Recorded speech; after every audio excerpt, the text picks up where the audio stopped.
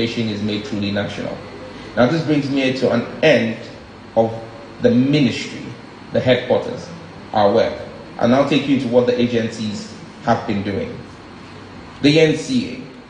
The NCA has, which is the National Communications Authority, has advanced major reforms across the sector to promote efficient spectrum use, safeguard national security, and enhance service delivery. And some of these steps they've taken include spectrum efficiency and regulatory reform, broader frequency monitoring and coordination, and most importantly, our preparation for the 2027 World Radio Communications Conference, which will hold from the conference from the 6th, and the NCA has held its first preparatory meeting from the 6th to the 8th of May this year. The meeting reviewed proposed conference agenda items and established a framework for coordinating Ghana's position and participation in the ECOWAS and Africa preparatory meetings towards the conference. The NCA has also worked on receiver standards and licensing. We've also worked on satellite and radio determination services in Ghana, where 5 operators have received satellite service licenses with provision for 2 more entities. These authorizations are intended, including smart agricultural services, IoT services, tracking and monitoring systems, and backhaul connectivity. A national spectrum policy is currently being developed to provide for efficient and equitable use of spectrum to meet government's growing spectrum demand. The NCA is also promoting amateur radio stations to build local expertise and resilience in communication. The authority says they aim to set up a model amateur radio station on its premises to support this. And so for those of you who want to become... The NCA is also promoting amateur radio stations to build local expertise and resilience in communication. The authority says they aim to set up a model amateur radio station on its premises to support this. And so for those of you who want to become amateur radio station operators, you should visit the NCA and explore what they are doing. SIM registration. In my last update, I indicated that we're looking to start SIM registration on the 1st of July. The NCA has implemented the overhaul of the entire SIM registration in and structured it into 3 key phases. Phase 1 will be the biometric validation and data cleanup. Phase 2 is going to be the controlled new registrations, and Phase 3 will be business SIM verification and deactivation of non-compliant records. I'm minded by the fact that the last time an LI was put together for the registration of SIM cards was sometime in 2010, and that LI is no longer fit for purpose. And so the NCA and the ministry are working together to submit a new LI to guide the SIM registration process. I want everything we do at the ministry to be backed by law. And so we will go back to Parliament, lay the LI, and once it is matured, we will then roll out the SIM registration. But rest assured, this SIM registration will be like none you've ever seen. There will be no queues, there will be no loss of man hours. You would do it electronically, you'd get the message, and that's the work that the NCA is currently doing. Is about 80% complete in terms of the biometric data cleanup, because we hold a lot of biometric data, and so there is no need for you to come back and resubmit that data if we can access that data, clean it, and match it with you. And so a lot of work is going on in there, and I'm sure that before the end of Q3 we'll be in a position to officially announce the public start of the SIM registration. Along with the SIM registration, we're doing a central equipment identity register. Now, this initiative is being implemented to monitor, identify, and block stolen and counterfeit devices to disincentivize device theft. The system will have secure API and web interfaces for integration with the SIM registration systems of the telcos, GRA's custom systems, and the NCA's type approval and dealership registry. Implementation is currently on.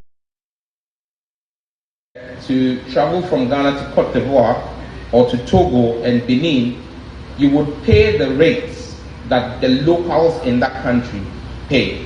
So you're not going to be paying like a huge roaming cost, because there's a lot of traffic between Ghana and Cote d'Ivoire, Ghana and Togo, and Ghana and Benin.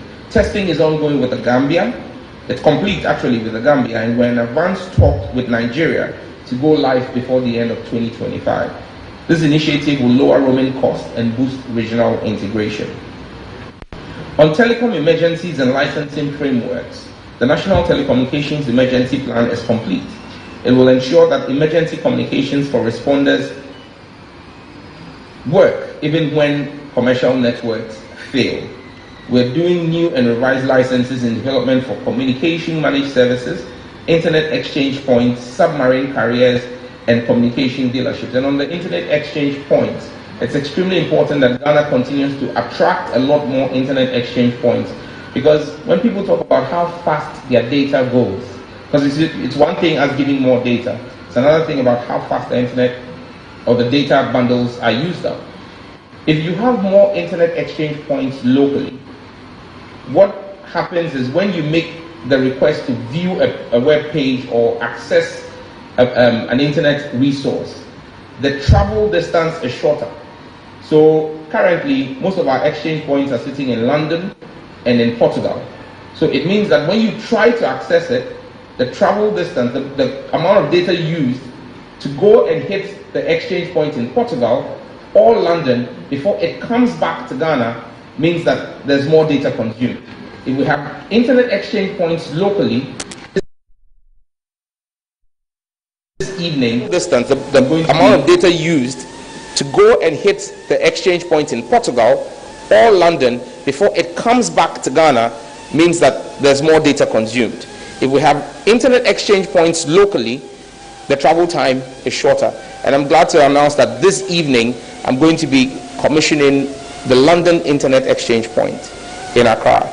We're opening a new exchange point here in Accra in partnership with Onyx. And the beauty of it is that it's not just going to be placed in Onyx as a primary data center, but it's also going to have backups in digital reality and one other data center. And we're trying to attract, at least before end of year, 2 more internet exchange points so that we can be able to have the exchange points here locally, and the amount of data you need to access internet resources will be drastically reduced. 2, Cybersecurity Authority. The Cybersecurity Authority continues to advance Ghana's cybersecurity agenda through regulatory enforcement, citizen protection, international cooperation, and digital resilience. They have engaged in threat monitoring and protection initiatives. They've worked on cybercrime and incident reporting. They've worked on child online protection and awareness campaigns.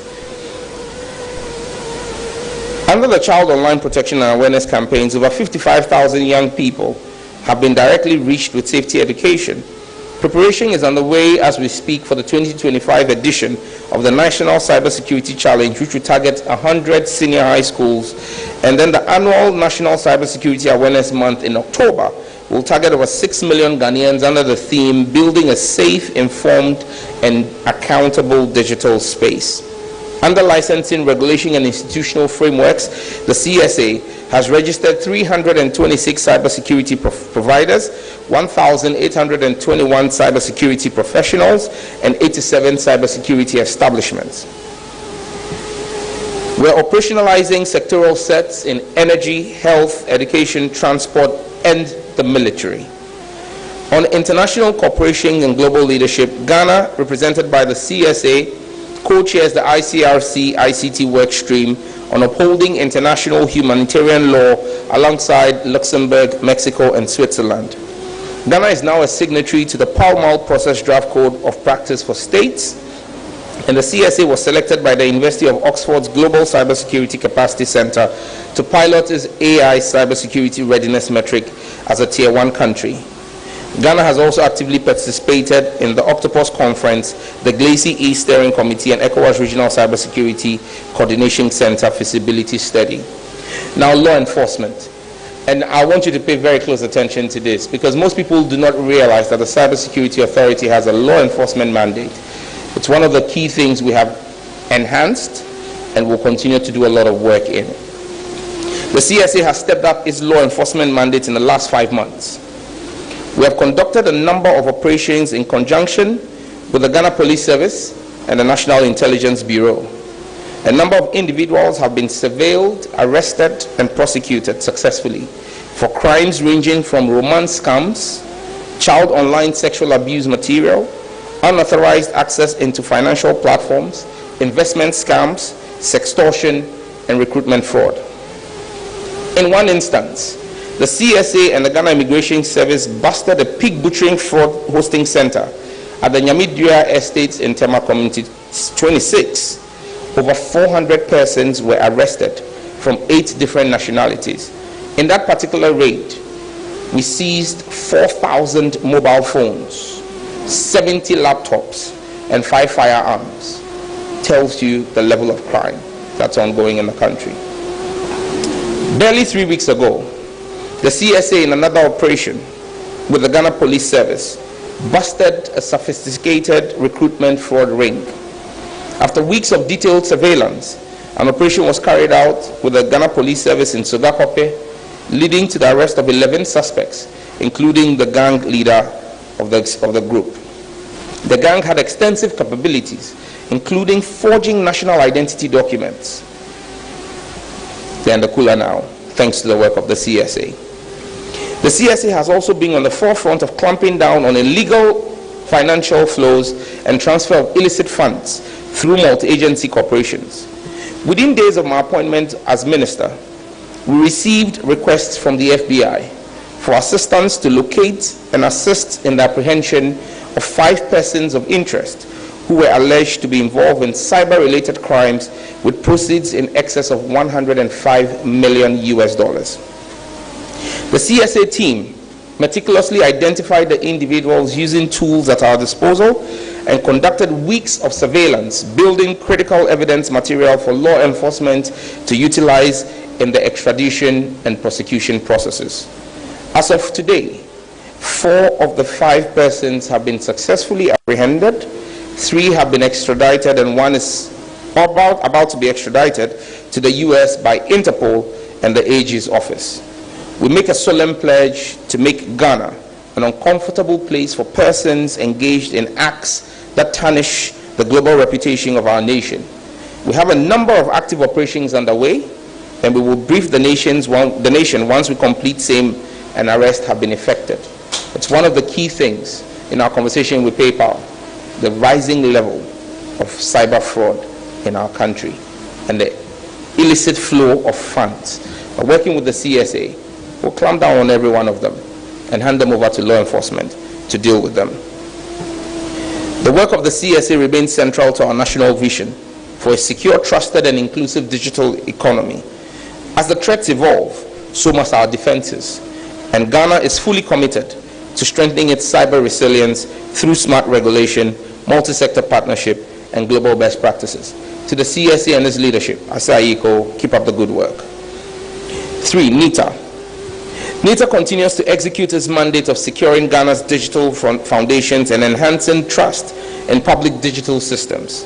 Several key reforms and system upgrades are now operational or at advanced stages of implementation. The cybersecurity operation and GovSec transition has seen the national SOC hosted by NITA become fully operational.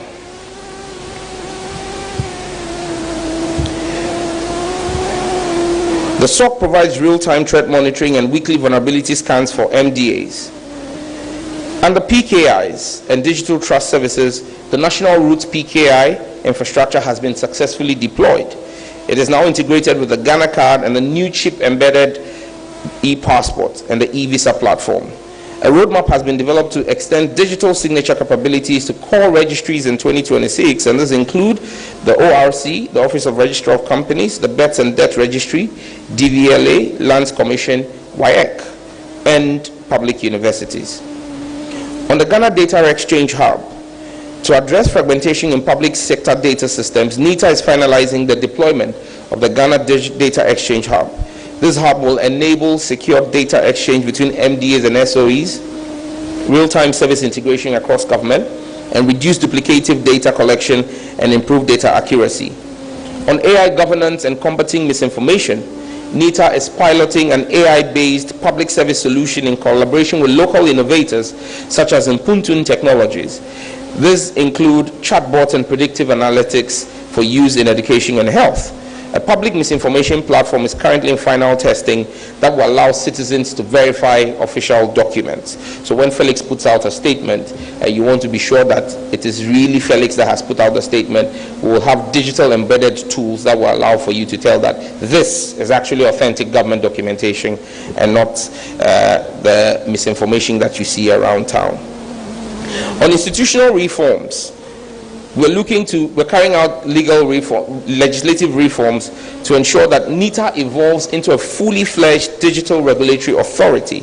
The proposed new mandate will include oversight over all ICT procurements and platforms in the public sector, certification and audit powers for digital infrastructure across all government agencies, and for the authority to enforce technical and security compliance across government systems.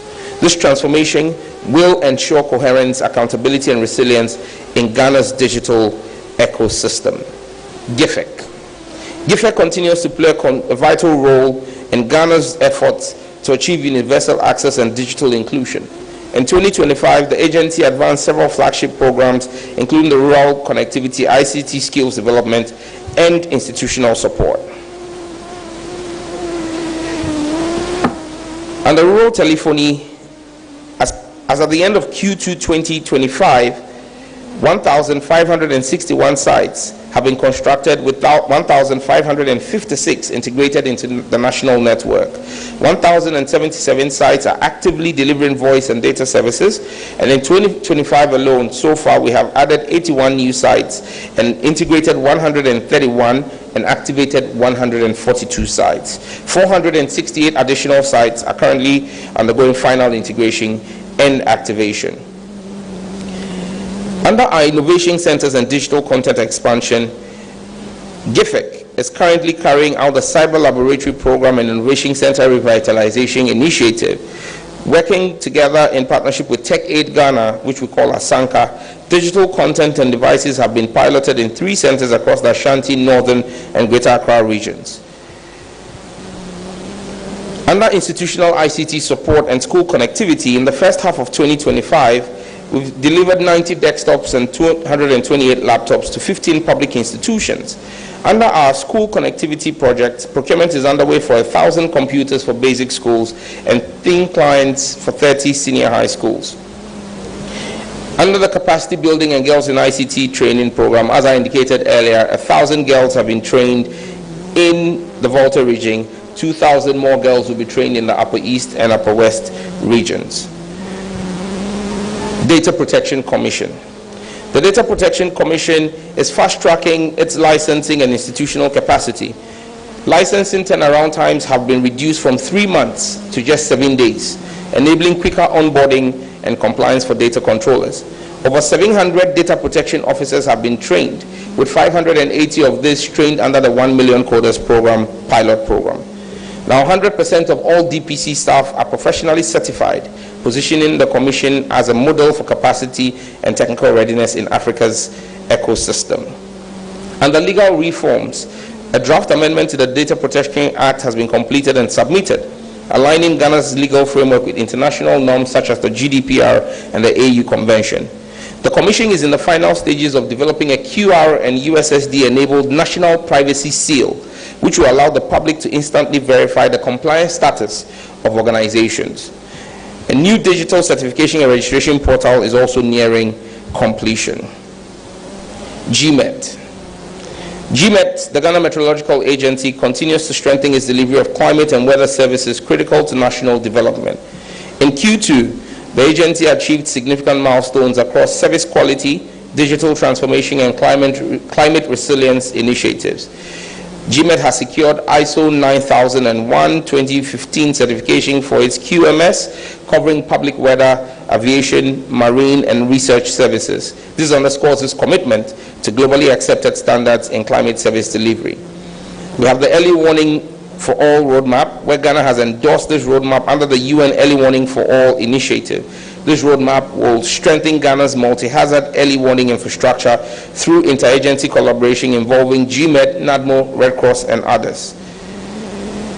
Operational efficiency. The institution has worked to procure operational vehicles to support field activities, including the routine maintenance of its operations and systems. A common alert protocol system has been integrated into GMET's website. This enables real-time multi-channel dissemination of warning via mobile, radio, TV, and online platforms.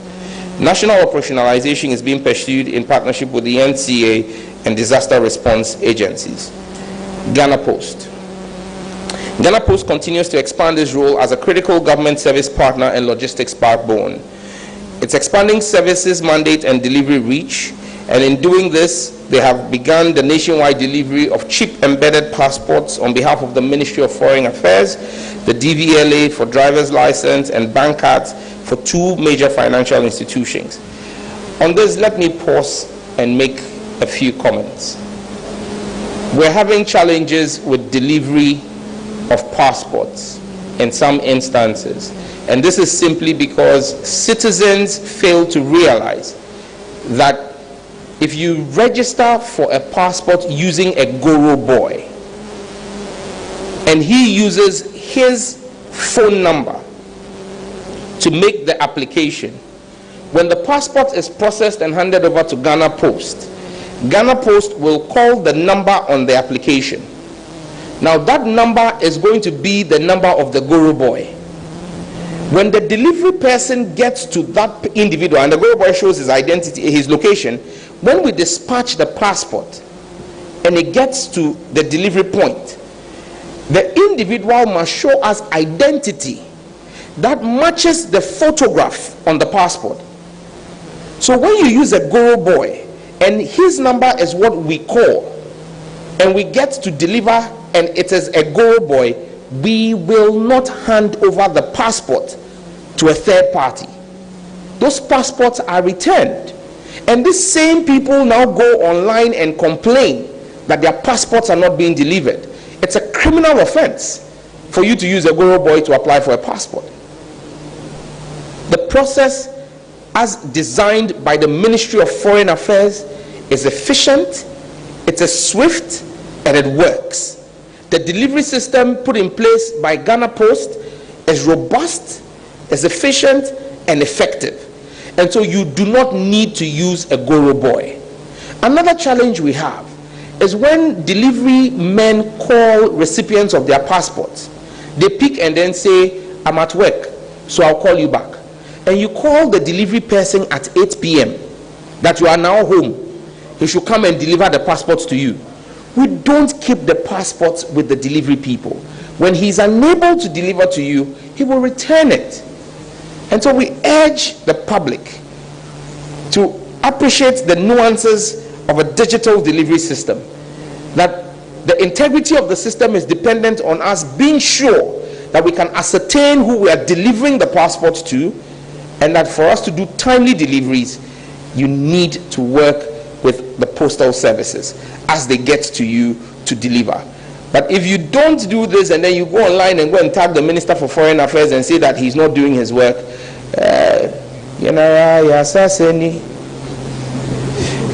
anyway. On the back of this, let me say that the Ghana Post is repositioning itself to become a modern, green, and financial inclusive logistic player with a few planned updates, including the full automation of the Office of Exchange to ensure that the throughput and customs processing and tracking are improved. The Green Post strategy will introduce a paperless system and pilot electric motorcycles and vans as part of a broader sustainable agenda at G-Post. A formal application is being prepared to the Bank of Ghana for a license to enable Ghana Post operate financial services, remittance transfers, and digital savings products for underserved populations. And this is part of the agenda to make the Ghana Post relevant in the digital world. When you go to the UK today, it's the post office you use to send money. Most people don't go into a banking hall. They do remittances through the post office. And that's why the Ghana Post should get a license from the Bank of Ghana to be able to, in local communities where you don't have a bank, there is a post office. And so you should be able to offer banking services and add financial inclusion to the underserved areas. And I commend the leadership of Ghana Post for that wishing to ensure that G-Post remains relevant in a digital age. The Postal and Courier Services Regulatory Commission. The PCSRC continues to intensify regulatory oversight of Ghana's courier and postal sector, with 22 new courier operators being licensed and 89 licenses being renewed for existing operators. On regulatory enforcement and sector support, a nationwide enforcement campaign has been planned with the Ghana Police Service to clamp down on unlicensed delivery operators. So if you are a delivery person or running a delivery company and you are not registered with the commission, please go and register, because very soon we will clamp down on all unregistered operators. In partnership with the GIZ, the Commission is rolling out a capacity building program for Ghana Post personnel. Another thing that we're doing is to amend the Postal Service Act and its accompanying LI to reflect evolving market dynamics, including digital commerce and logistics. Ghana Digital Center. The Ghana Digital Center Limited has advanced its core mandate of building a digitally skilled workforce through structured training and job matching initiatives. 219 young people have been trained this year in high demand areas such as data analytics, software development, digital marketing, and soft skills. And the beauty of this is that the beneficiaries who were trained were placed in hands-on internships through the Jumpstart program, which uses KPOs, knowledge process outsourcing models, to integrate skills with startup incubation. And now, startup and gig ecosystem, 61 tech startups at various stages of growth have received support through the GDCL hosted programs and ecosystem events. GDCL is positioning itself as a cornerstone of Ghana's digital transformation by scaling its programs and infrastructure through its green energy initiatives, a national BPO, business process outsourcing strategy, and the GDCL is also prepping its facilities to participate in the 24-hour economy. In my closing remarks, I know I've spoken for long, I'm coming to an end. My distinguished colleague, heads of agencies, members of the press, fellow citizens, as we conclude this quarter's update, let me reaffirm our core mandate. Our mandate is to build a secure, inclusive, and innovation-driven digital ecosystem that creates jobs, empowers citizens, and positions Ghana as a leader in Africa's digital future.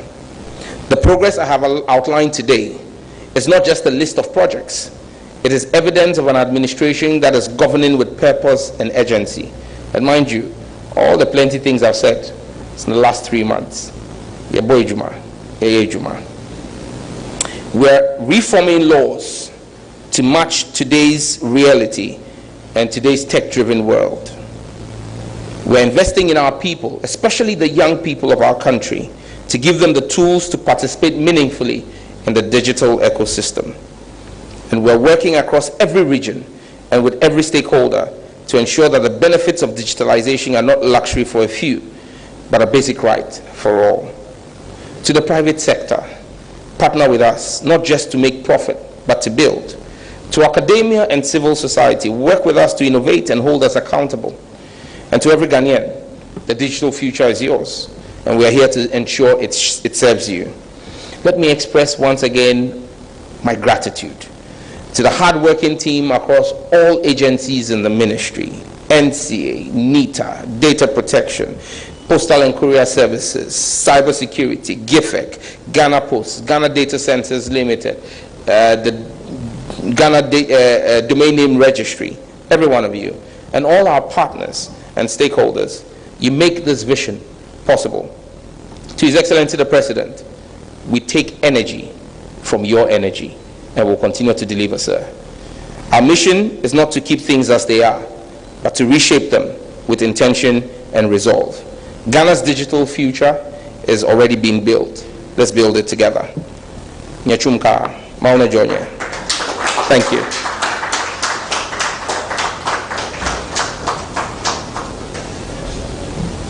Thank you very much, Honorable Minister, for that comprehensive update. I would invite questions at this juncture for the Minister's attention.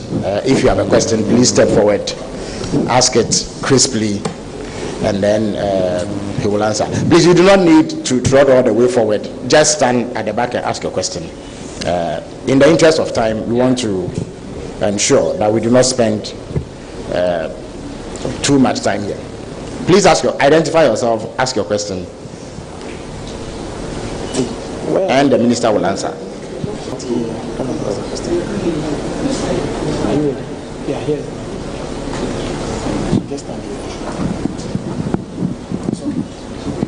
Yeah, good morning. My name is Osman. I work with Radio Good. I want to find out from the minister, how can the ministry work with Multi-Choice Ghana to address public concern about the affordability and value for money of their subscription services? That's my first question. My second question is, what additional measures can the ministry take to ensure the competition for the protection of Ghanaians content creators? That's for TikTok.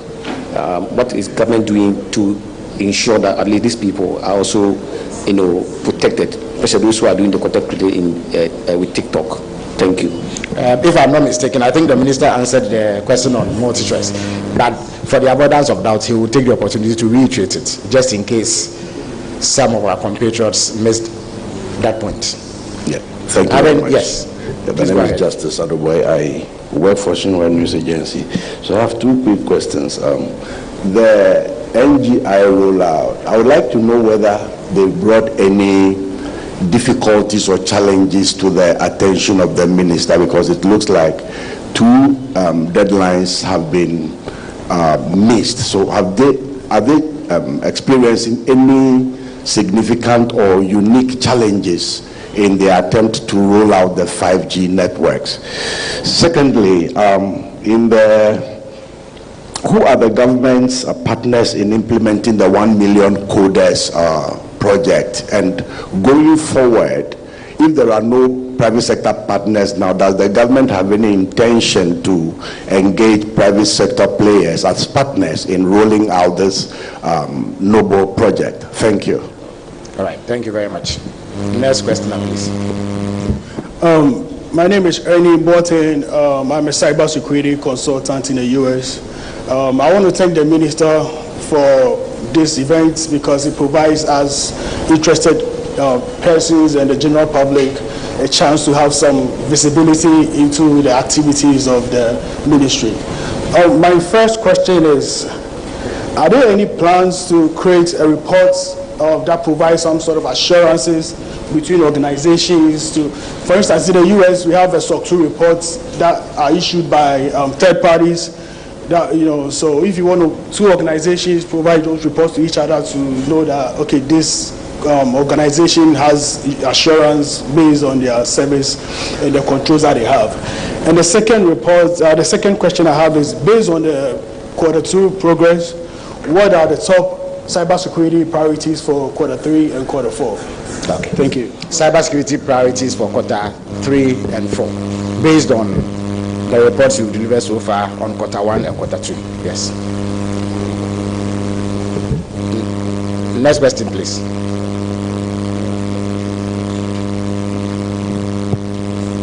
Good afternoon. Yeah, please go ahead. My name is Daniel Sakite with CTFM Channel 1 TV. My first question will have to do with the rollout of the data offerings.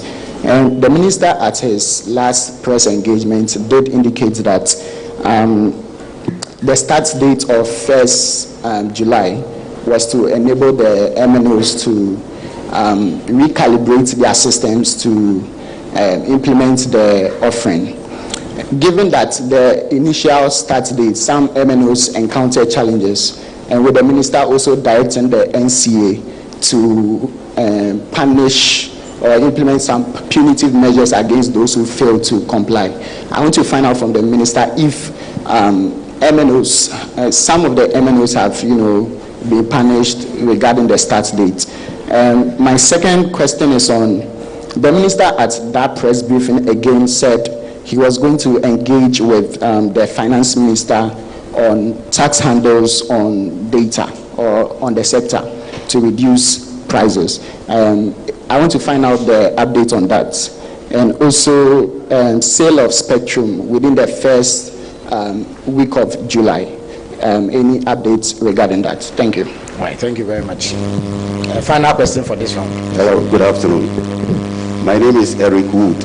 from Mr. Wood Studios and Modern Ghana. Please, I want to ask Minister for communication, like Honorable Sam George, that nowadays we normally meet instances whereby people convince the MTN users, then they withdraw their money from their account, and also they convince them to borrow from Quick Loan, which the user is not aware. Currently, I want to know how the NCA and the Cyber Security Authority going to work against such criminality. Thank you. Yes, thank you. The Minister will field these questions, after which we will take the next and final round of questions. Thank you very much. Thank you, Honorable Minister. Osman's question from Radio Gold, I don't know if he came in late, but on DSTV, I made the point that I met with the Ghanaian management last week. I directed that I wanted to meet with, because it became clear to me from that meeting that a lot of the challenge with pricing was not coming from the Ghana management, it was coming from South Africa. And so we have directed that the South African management come down. They broadcast in this country. People, and I've seen people make all kinds of funny comments on social media. They broadcast in this country on a license issued by the NCA. That license has terms and conditions. If you flout those terms and conditions, we have the power and mandate to revoke that license. And so we would use the power of the state to protect the citizens of the state. And like I said, tomorrow is a holiday, but tomorrow at 1 p.m.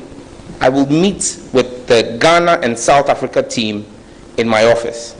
And I'm clear in my mind, that meeting will not come to an end without a reduction, an agreed reduction in the price. I have seen the attempt by the South African management to say that when you buy a package, they should upgrade you to the next one.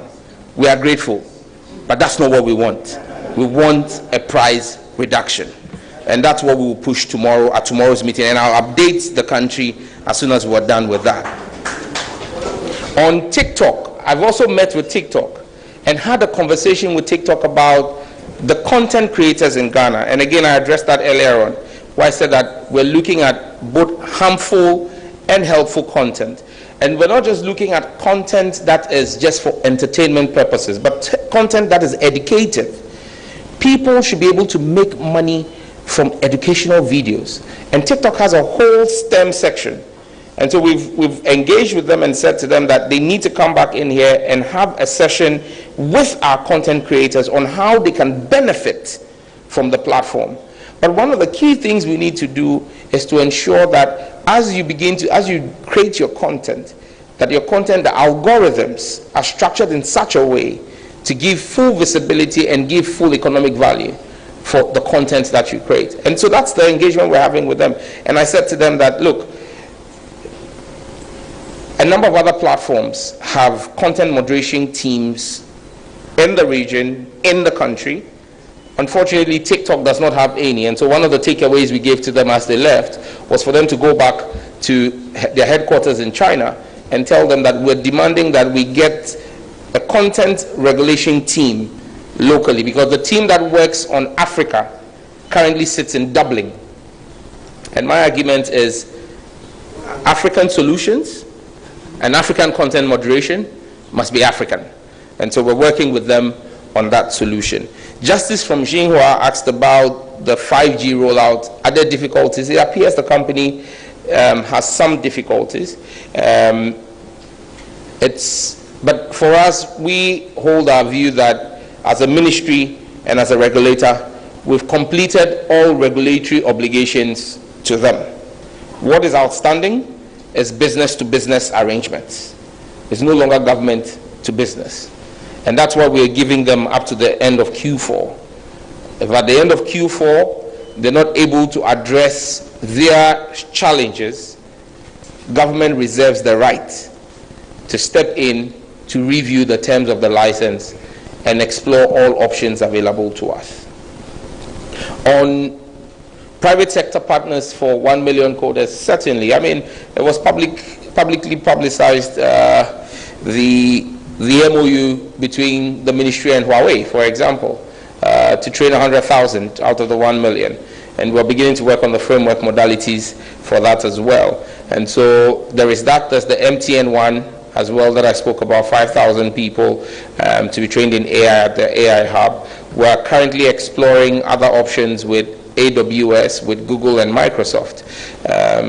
About 3 weeks ago, I met with the Vice President of Microsoft, Brad Smith, and had conversations with him on how we could integrate the Microsoft courses into the OMCP program. But it's critical for us that we are minded about how we roll out the larger program, and that's why we're studying the report of the pilot program to see what learnings we can make, so that when you launch out full scale, you don't have critical challenges. And so the ministry is setting up an implementation committee to run the 1 million coders. That would ensure the smooth and seamless rollout of it. But that is not just only foreign partners. Even locally, we've received over 80 proposals from various universities in Ghana, UNAIR, KNUST, UG, UCC, from groups like ALX. I mean, there are fantastic proposals we received, and so we're going to have a mix of partners that will run this program with us. Ellie, who is a cybersecurity consultant, asked questions about reports on our SOC operations. Yes, we generate reports. However, given the critical nature of those reports, they are not publicly circulated. What we do is affected sector players are notified of whatever emerging threats and trends they need to be aware of. So we circulate within the ecosystem to those who are regulated. So for example, if there are threats that have been picked up by the NCA set in the telecom sector, the notices will be sent out to the telecom operators. If the BOG set picked up something during the ensuing quarter, what it will then do is issue that as an advisory to all the individual companies that are operated within the BOG's ecosystem. But all the sectoral sets that are operational today reports to the national set, and the national set speaks with all of them and speaks with the various regulators in those sets. Priorities for Q3, Q4, well, we've begun that. It's a strict enforcement of cybersecurity preparedness for all entities that are designated critical information infrastructure. My predecessor designated, I think, 137 institutions as critical national information infrastructure. However, many of them have just been designated on paper. They have no preparedness. Today, their cyber preparedness is between anywhere 0 to 40%, which is woefully inadequate. And so the CSE has begun writing to them specifying specific vulnerabilities and specific steps that have to be taken with timelines. And so our plan is that by end of year, at least all of our CNIIs will have the requisite ISO certifications, will have had their vulnerability penetration test done, and all of those necessary critical things for cyber preparedness put in place. And so that's the core mandate that we're working on, alongside the law enforcement mandate of clamping down on illicit financial flows in the country, and all the various schemes that people use to clean the money that they illegally bring into the country. I didn't get the name of the gentleman from City FM, but he asked if there was going to be any punishment for MTN. Well, he didn't mention MTN. He said the network, that there was only MTN that was unable to go live of the 3. No, there will be no punishment. Reason being, and for those of you who were awake on the midnight of July 1st, I was awake and fully active. I was up till about 2:30 a.m. When the system, when it struck 12, the system was working.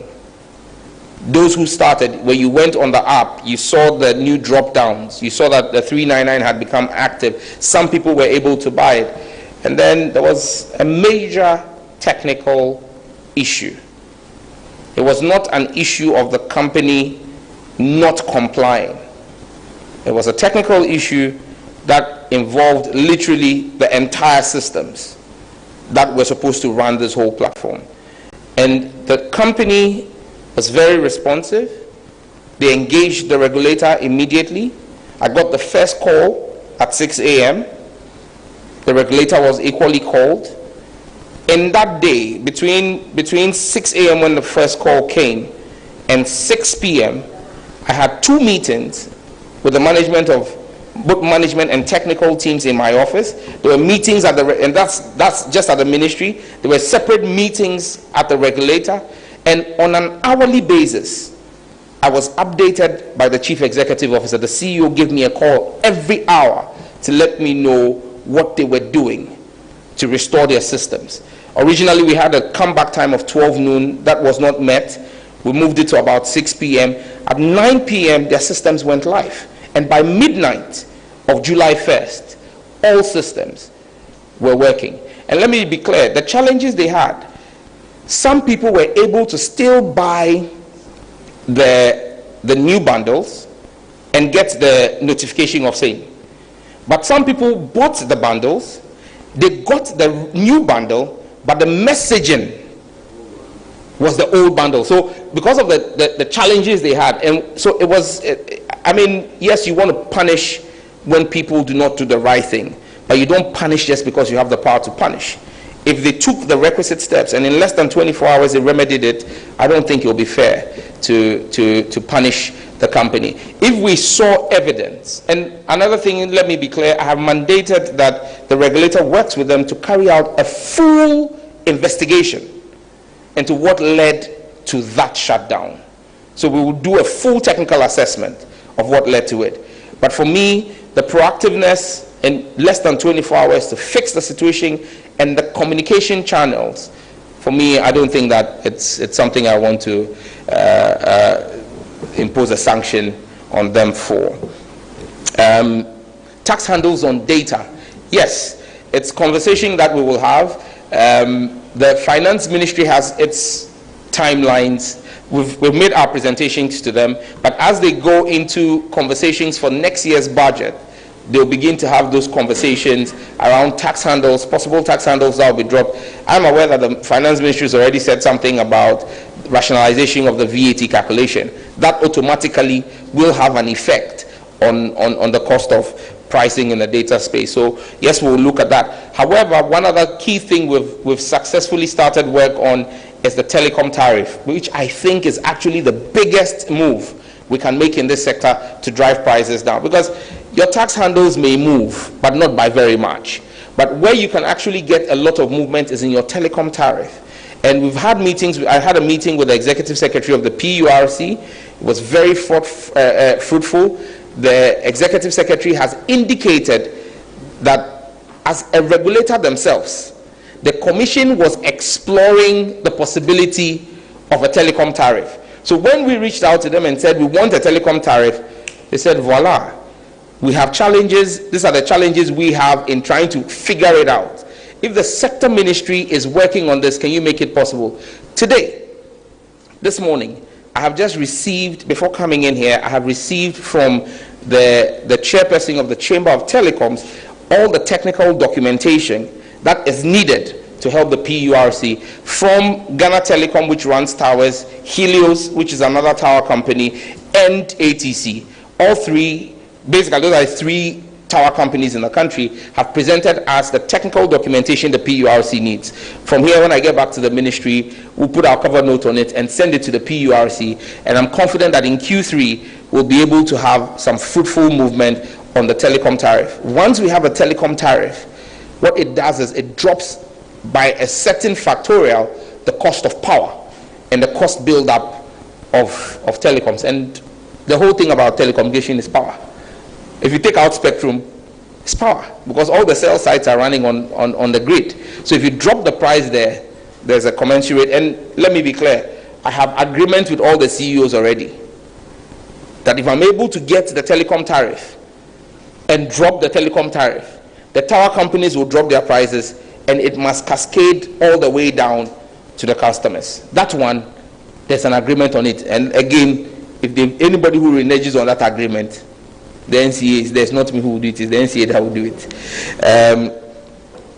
Spectrum sale update. Yes. we've completed negotiations with both Telecel and MTN. We've received a request for extension from one of them for 2 weeks. Brings us to somewhere around the 12th of July. Yeah, so in about another 10 days, that's 2 weeks should be up. But we're confident both have accepted the pricing, both have accepted, and we've negotiated payment terms. It's a matter of us getting the alert that yes, Sikana landed, you know.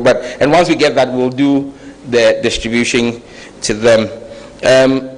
Eric from Modern Ghana, your question basically points to social engineering.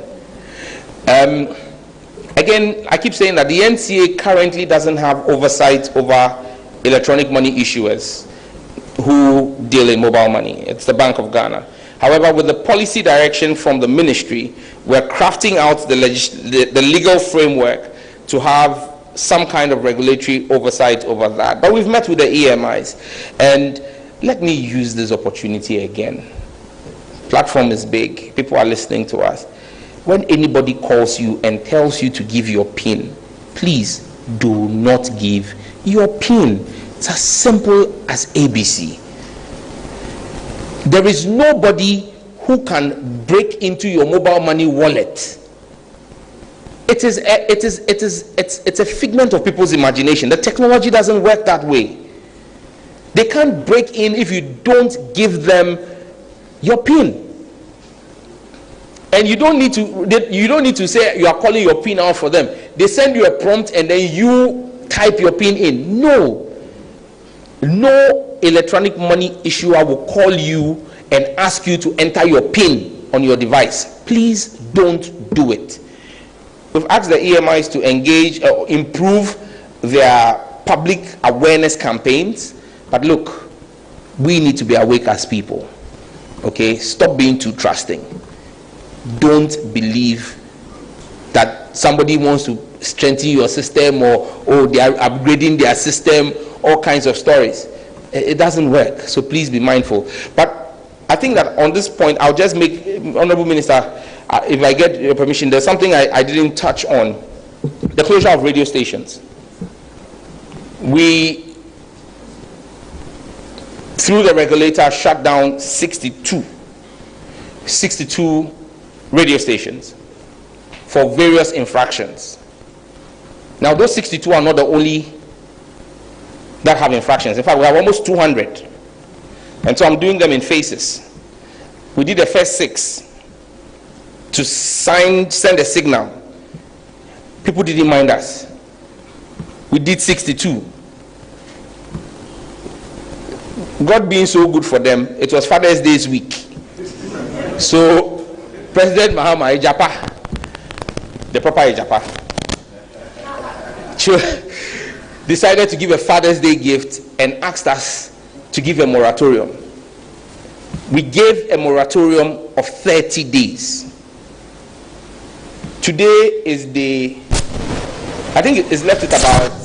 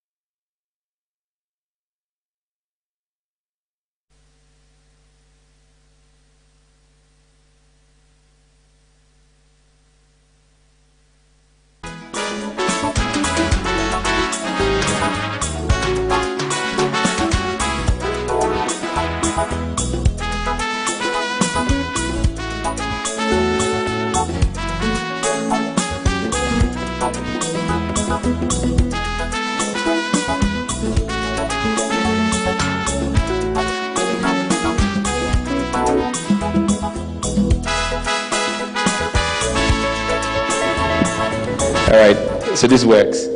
So I'm saying that we have 9 days left of the 30-day grace period. Of the 62 stations, only 18 have made an effort to reach out to the NCA to try and remedy their challenges. In fact, of the 18, most of them will not be able, the challenges that they have, they will not be able to complete it in the 9 days. But so that it does not appear as though this is a deliberate witch hunt, we have directed the NCA that for all the 18 who have reached out, they should serve them notices, giving them a 30-day extension to complete the requirements that they need. In the interim, for those who would have to then operate on test transmission, would have to do so whilst they wait to complete the process. But for those who make no effort whatsoever, on the expiration of the 9 days, enforcement will be carried out again. And this time, I don't think the president is going to show further leniency. And so, notice is served again. 9 days to the end of the 30 days. I thank you.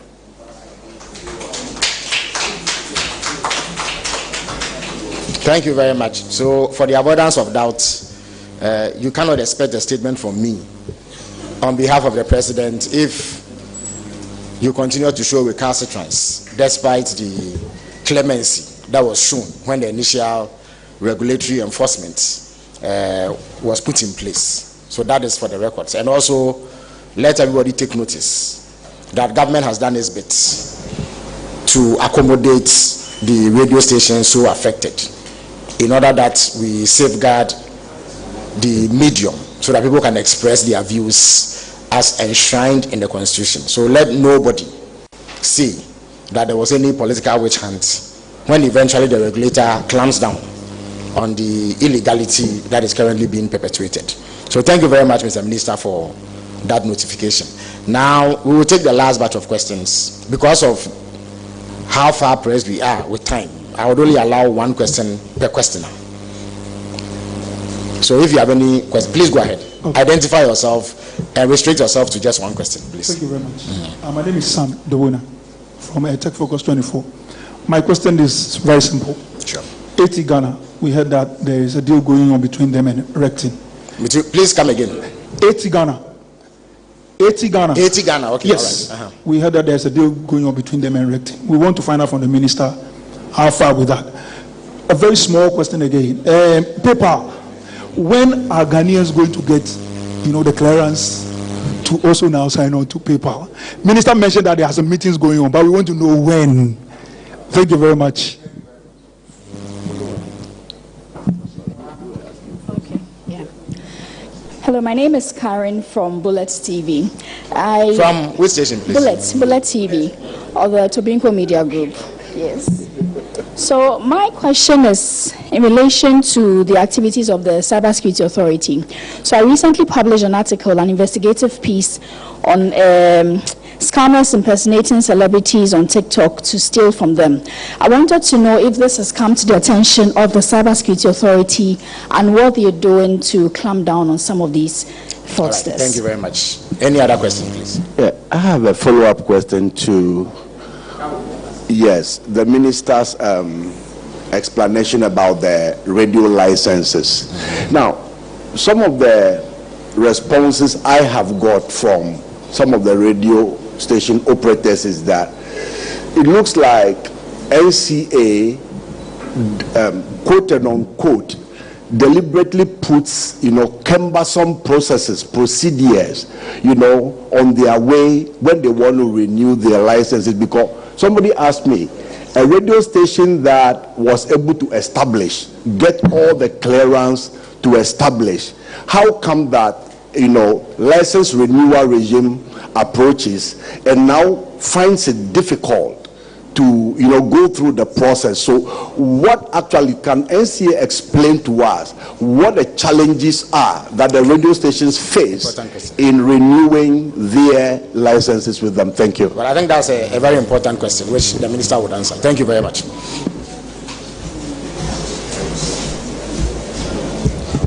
Sami da una o ani mo fe mo na e na ake obalit o gbese no ba chikwe ko wo ye bi e time ni wo je jin obi question na obi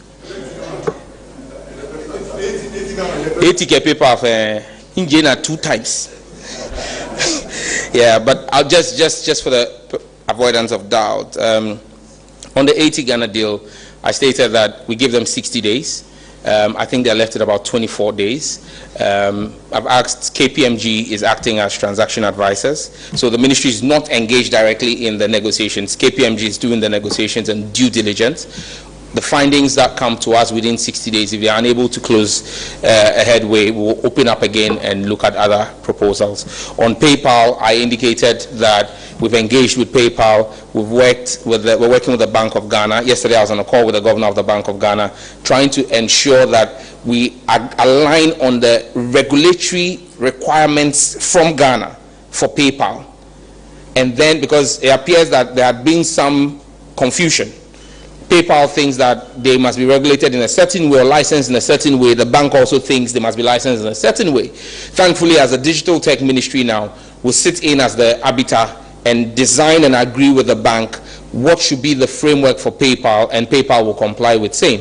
On the PayPal end, there are also issues regarding illicit flow of funds and the propensity of fraud on their platforms, and even some of the things they wanted to roll out. So in the meeting I had with the governance team of PayPal, I said to them, they want to come in with about 4 different products at the same time. And I said, look, let's start with the basic payment remittance platform.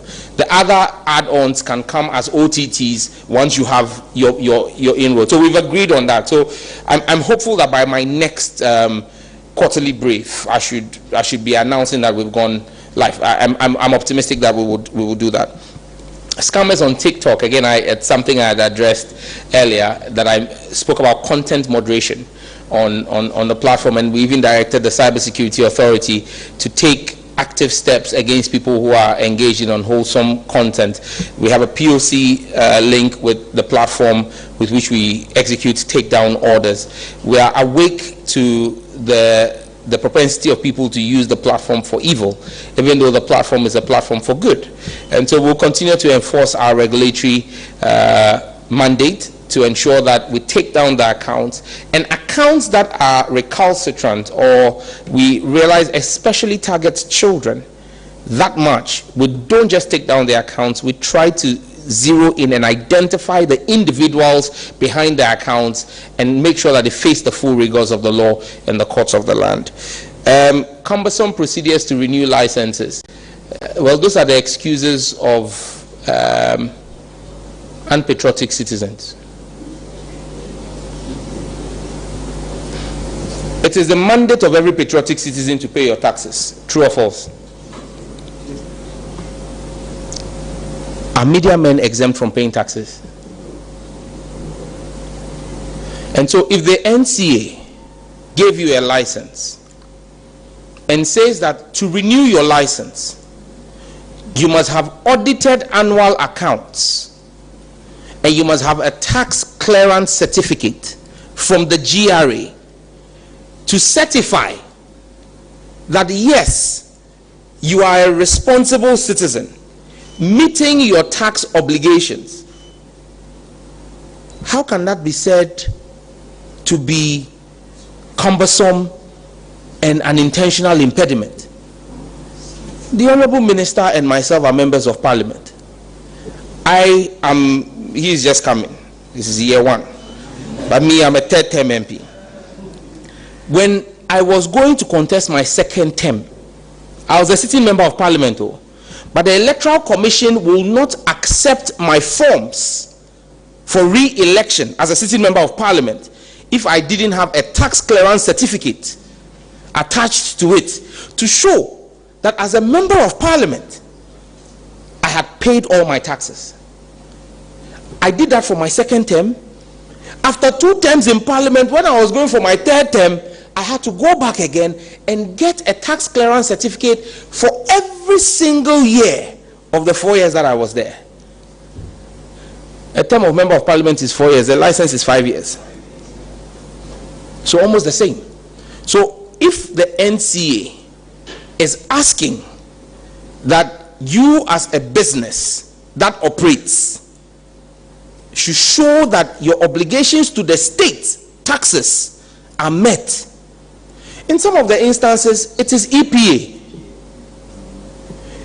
The law says you must have an EPA license because you are erecting a tower. That tower has transmissions.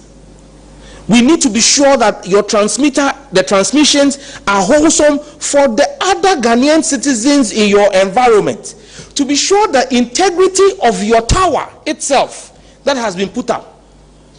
What will the same media say if the NCA cuts corners and you begin to see broadcast towers falling and killing people?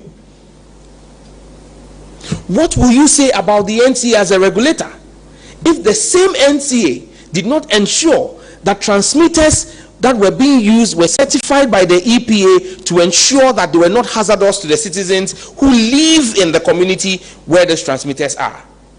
Would you not hold the NCA and the ministry negligent in our fiduciary duty? You would. So please, as media persons, I keep saying, people say the media is the 4th estate of the realm. Look, with much power comes great responsibility. Spider-Man, right? So if you want to be given and accorded that power of the 4th estate of the realm, it comes with a certain responsibility that the same way you would do breaking news, minister fails to declare assets, minister fails to pay taxes, it's the same way you yourself needle stitch your hole. Make sure that you are also meeting your tax obligations as an institution. I do not think there's anywhere we would say, in fact, one of the 6 channels, and Minister, I end here, one of the 6 channels that was affected in the first shutdown, the principal is a veteran journalist who now broadcasts from the US, works in a big institution in the US. And thankfully, when he came to complain to me, it was in April. He sought audience with me at the ministry and came and said, oh, hey, I'm working on the tax clearance and they will do it for me. And so when I said, oh, thank you for coming. You work from America? I said, yes. I said, can you go and sit in front of the Secretary of State in America and tell him that your broadcast station that you work for in America has not met its lawful mandate, but as Secretary of State, because you have come to sit in front of him, he should waive the law for you to go? He said no. Then I asked him, I said, but let me ask you, you are in Ghana.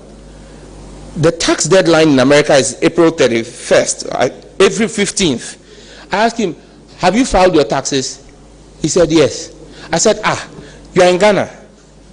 You made your accountant file your taxes in America. Why? He said because of penalty. You haven't filed your taxes in Ghana and you want me to waive it for you. Ghana man in America, you are paying taxes. Ghana man in Ghana, you won't pay taxes. How will government serve? How will the NCA be able to serve us better? Let us be law abiding. Let the law work for all of us. I thank you. All right, thank you very much, Honorable Minister, for that comprehensive brief. So we now are fully abreast of developments in the sector over the last 6 months. So until we meet again for a 3rd quarter briefing, we draw the curtains down here on this program. Thank you all for coming.